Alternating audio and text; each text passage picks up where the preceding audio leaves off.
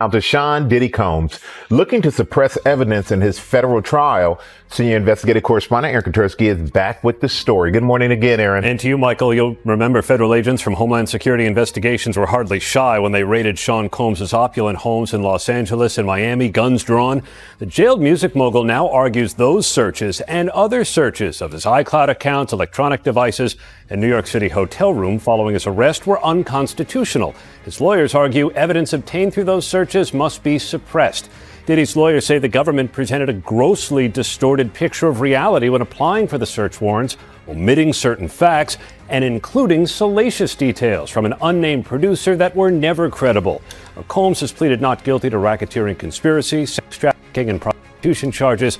The defense is also arguing here his ex-girlfriend, Cassie Ventura, was a willing participant in drug-fueled sex performances called freak-offs, not coerced as prosecutors allege. Usher is preparing to testify against Diddy in a high-stakes trial set for May, and the pressure is building fast. With just weeks left before the courtroom showdown, Diddy's legal team is doing everything it can to challenge the evidence collected during the raids on his mansion, showing just how serious this case has become. Puffy Combs, I don't sleep to this day. I have a problem sleeping to this day. Like, yo, man, I'm here to work, man. I ain't sang in a week. I mean, I'm 13 years old, and I'm telling him, look, you're going to put me in the studio, man. You got Biggie Smalls in there. You got Craig Mack in there. I'm not here to party with you. I don't want to go to the clubs. Matter of fact, I'm too young to even be in here. Why you got me in clubs? We would fight. We would tussle. I moved to New York City, and I lived with Sean Puffy Combs for a year. That's the crazy thing. Now, that was L.A. Reid's idea, right? We're sending you over to something called Puffy Flavor Camp. There you go.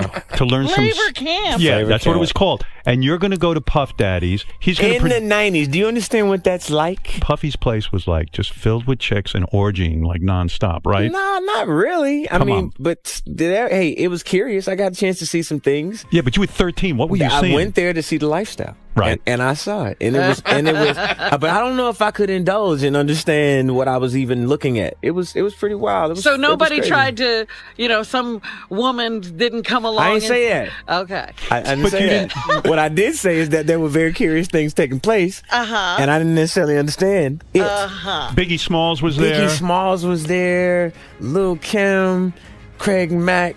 All these people are hanging around. Yeah, man. Faith Evans. And your parents Jodeci, were Mary okay? J. Blige. They didn't know nothing about this shit. Oh. I was having a good time. You know what I mean? Does he have you doing any chores? Are you doing dishes at all? I mean, to keep you humble somewhat? Or are you just like, can you stay up till 4 a.m. with them and party? I mean, I could. I actually stayed up longer than them. And do you have money? What's going on? I mean, I had like per diem. Yeah. I had like, what like a living. life. Yeah, it's pretty crazy. 14 years old. You're a dad now. Would you ever send your kid to Puffy Camp? Hell no. Usher and Diddy share a complicated history that goes back more than 30 years. Usher was just a teenager when his mother sent him to live with Diddy, hoping he would help launch her son's music career. But Usher now says that experience exposed him to a world he wasn't ready for, filled with situations and environments no teenager should have had to face.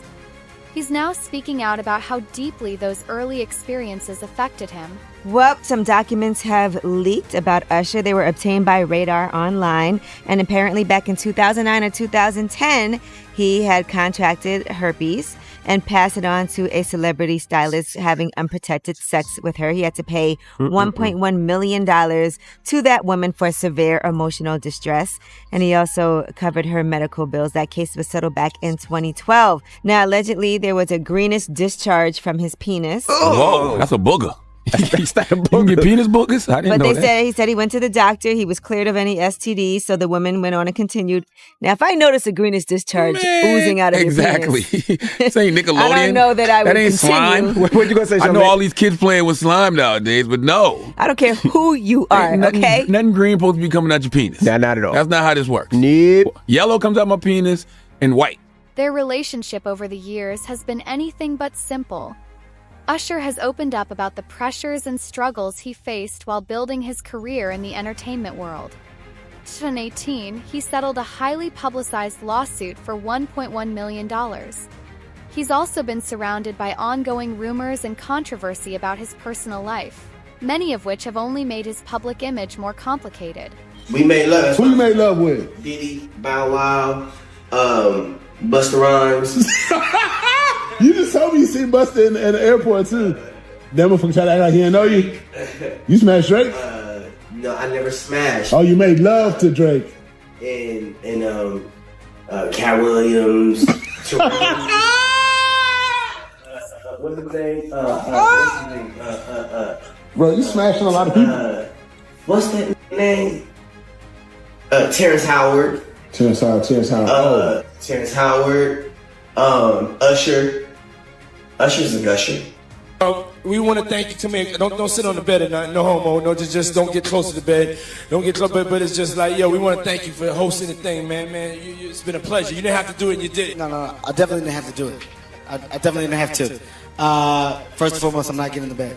Shouts out to him and what he did. I'm just gonna, if we can, just let's just put the camera a little this way, just so we're not. I don't want my shot to even I don't want it to come close to the bed at all. Usher look like he fresh off a goddamn plane. Usher. Fresh off the garden stage. That's my brother right here from day one. We used to wake up and, pause, but like, check this out.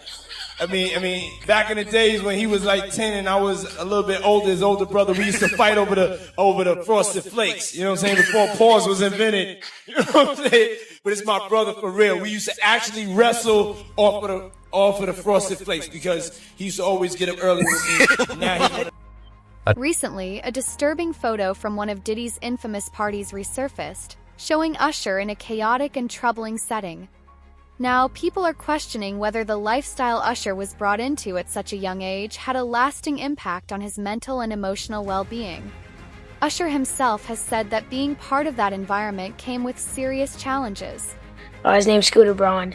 Flown out to Atlanta just to meet with him and meet different producers and different people. I was actually going to meet Jermaine Dupri at his studio. And who rolls up? Usher in his Range Rover. Yeah, rolls up, and I was like, "Is that who I think it is?" And Scooter was like, "Yeah." And so I ran up to him and I was like, Usher, I love your songs. You want me to sing you one?" And he was like, "Let's just go inside, little buddy. It's cold out." So the politest possible way he could say no, he did. And I was like, wow, he just turned me down. And I was a little disappointed. He had to go into a studio session, so I was like, whatever. And a week later, he actually watched my videos with my manager and was like, oh my gosh, why didn't I let him sing? So flew me back to Atlanta where I got to meet him again, and he wanted to sign me. But there was something else. Justin Timberlake, right? Yes, Justin Timberlake also wanted to sign me. It was like kind of like, what happened was Justin Timberlake and Usher both went into a ring and boxed it out. And the outcome was Usher. I think it was a TKO. I ain't gonna stop you like that, but this is only a tease. Ladies and gentlemen, introducing to you, Island Def Jam recording artist, Justin Bieber. It's getting ready to go down. Just so you know, we're in the studio right now working on it. Get ready because it's gonna be big. Ain't that right, Justin? That's right. That's right. So look out. We're coming. Usher's path to stardom accelerated after teaming up with Diddy, but that success didn't come without personal costs. Throughout his career, he often had to make sacrifices and, at times, put others ahead of himself. Behind closed doors, deals were made that helped shape the careers of other young talents, and Usher played a role in some of those decisions, sometimes at his own expense. You get career. Do you know Raymond Usher IV? No. Do you know an individual, an entertainer by the name of Usher? Yeah, Usher. That sounds familiar.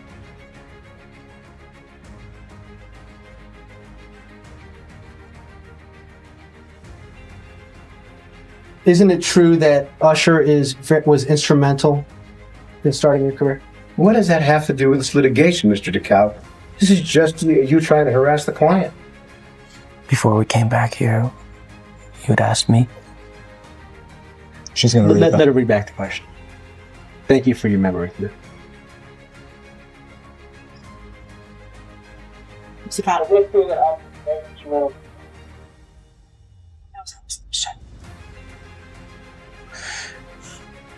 I was found on YouTube. I think that I was detrimental to my. Later on, Justin Bieber spoke about how his time with Usher affected different parts of his life. What once seemed like a positive mentorship between the two now appears more complicated.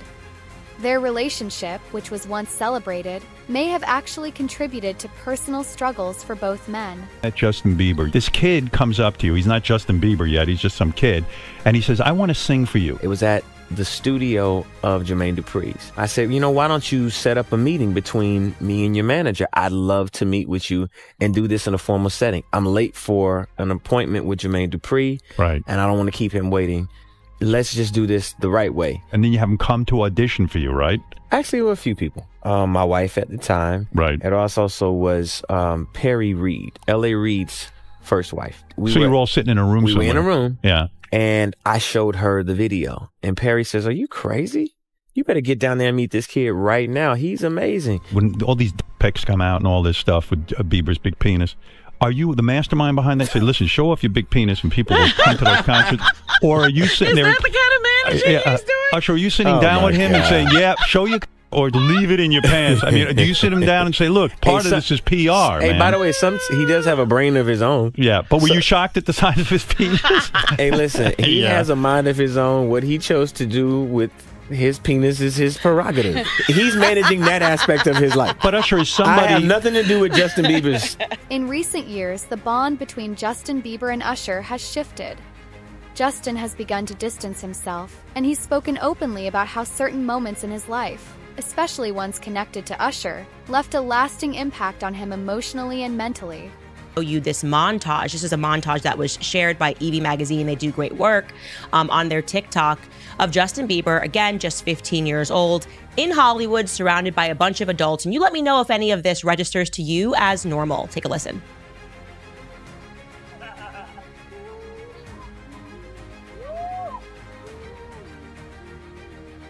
Wow. I feel violated right now. Wow. Lean into me again. You smell amazing. How old are you? Thank you. How old are you? I'm 16. I'll be 17 in like 2 weeks. I don't ever remember smelling that good at 16. Like that was bad. Yeah. Wow, look at your eyes. Look at what a beautiful face. All right. The changing dynamic between Usher and Justin has raised important questions. Some are wondering if Usher could have done more to support Justin during difficult times, especially when Justin was still very young and just starting out in the industry. People are also asking why Justin hasn't spoken up more about the things that happened earlier in his career and personal life. Bieber for a minute, and his management was backing him off. But it wasn't until Usher took over management and had guardianship and gave temporary guardianship to the diddler for 48 hours. Think about that. He had already been to the hospital. That situation that Gene was talking about. And you still took Bieber there, but you got custody of him first. Diddy had already tried. They wouldn't let him. Actually, someone made reference to the fact that Diddy trying to get at Bieber the way he was trying to get at Bieber was looking a little predatory. And then Usher came in and discovered it and managed him and got custody of him and promised to look after him. And then he sent him to the diddler. Does that sound like a good guy? It's horrible. Does that sound like a good guy? Now that we know what Diddy's really like. They're not seeing what the intentions was in his heart when he took Justin Bieber there. Oh. Let's be honest. He took Justin Bieber there. Lately, Justin Bieber has pulled away from both Usher and Diddy. He's even passed up major opportunities, like turning down a performance with them at the 2023 Super Bowl. That decision alone speaks volumes about how strained their relationships may be today. Justin Bieber is continuing the purge. He has now moved to unfollow Usher, okay, his original mentor. So this is a very big story And the reason why we should discuss this and we should not diminish what is happening, it's not celebrity drama. This is actually the fall of Babylon that we are witnessing, Hollywood Babylon, that is. Something happened in the background and people started noticing some things last year. In 2024, you guys will remember that Usher was tapped to perform at the Super Bowl. And people therefore assumed, because usually when you are tapped to perform the Super Bowl, you bring in all your hits, you call up all your homies, there's all of these guest surprises of people jumping on stage, and it's a trip down memory lane. So everyone was really hyped and assuming that Justin Bieber would be on the stage with him, especially because Justin Bieber went to this Super Bowl. So the signs were there. But then news began breaking that actually, no, Justin Bieber had snubbed him, that he had turned down Usher. People were wondering if this was true or just, usual rumor mill in the media. But then Usher confirmed it on The Breakfast Club. Kind of seemed like he was trying to make it seem like it wasn't a big deal, that here I am the mentor and he turned me down. Here is what Usher said explaining that on The Breakfast Club. It might have been the fact that he was just, wanting to tell a different story right now. And I understand that. But we did have a brief conversation and, we're going to do something else in the future. But there's no love lost or anything like that. I think that it's a lot of pressure for the Super Bowl, obviously, for me to put together a show. So I reached out to everybody. Justin wasn't the only person that I actually spoke to about doing the Super Bowl. But the moment was maybe for later. But Usher says we shouldn't count Justin out as a future halftime headliner. He's going to play the Super Bowl. I'll go ahead and give you that in the future. I profess that over his life and over his time because he has a career that deserves it. But it just didn't happen, but that doesn't mean it's... Reports suggest that people close to Diddy were aware of questionable behavior over the years but chose not to get involved. Some insiders are now saying there were efforts to cover up certain incidents rather than address them. You gonna give him a pass. Bruh, I know. Let me reframe you on something. Remember Usher? We was at the Swiss Hotel. Puff had Kim in the room. Had one of Keith Sweat's baby mothers in the big room outside the master bedroom. He came outside in his robe. She gave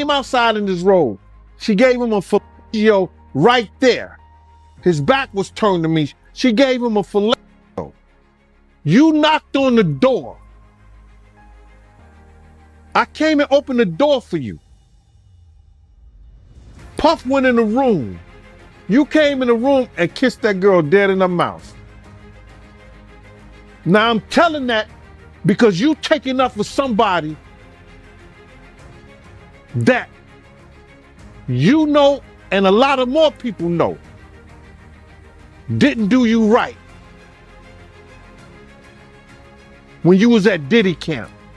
You mentioned minors, and a lot of people have been trying to drag Justin Bieber into this situation because there's a lot of suspect looking videos with Diddy and Bieber in it, and they're making a lot of allegations.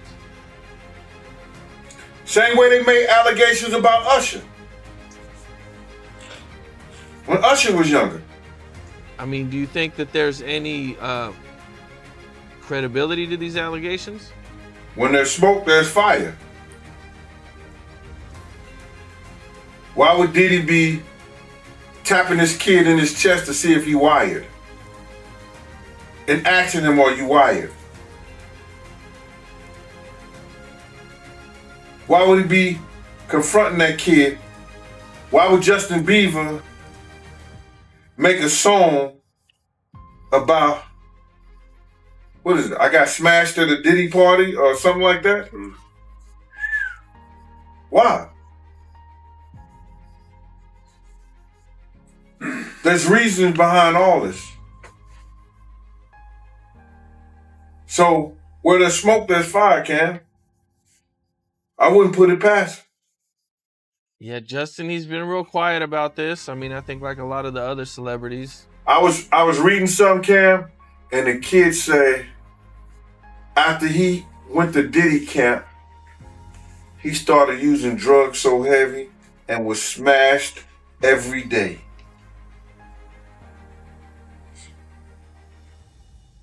What would cause a kid who wanted to be an artist in the music business all of a sudden to start getting high and drinking and drugging, popping pills and smoking? What would cause a kid to do that? I mean, usually trauma. Or a Diddy party? If you don't mind me asking, because I know the topic is sensitive, what happened to Usher? I heard about some music executive from the industry back in Harlem. You know, I heard it from some music executives back in Harlem. And I'm not going to speak on their name. They doing programs and everything like that, and they may be doing something, they may speak on it themselves. But I heard it from some music executives. Where did you hear it? Bro, you know how people be talking, and we was around some people, something like that, and then some people might say, yo, I don't F with that dude. And at the time, I didn't even know who the F Usher was. You know what I'm saying? It was one of those type of situations. And when probably say, yo, man, I don't F with them niggas. Man, I'm getting out that industry and everything like that. You know, Puff sent this little kid to the hospital. How he sent him to the hospital? Man, nigga was bleeding from the butt. And that's what was said. But I didn't even have a name for the kid at the time. Then you heard it, and that's what